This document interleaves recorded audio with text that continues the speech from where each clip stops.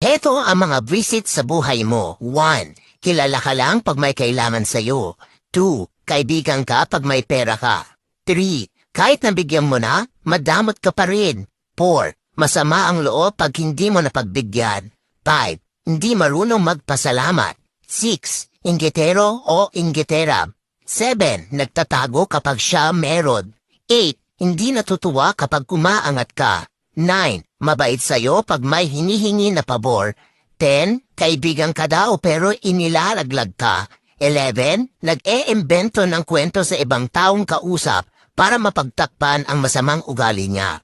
Kaya lagi mong tatandaan na ang pagiging mabuting tao ay hindi basehan sa kung ano ang natapos mo o anong relihiyon mo. Nakikita ito kung papaano mo itrato ang iyong kapwa-tao. Pero minsan kailangan mo magbago dahil hindi lahat ng tao na sa paligid mo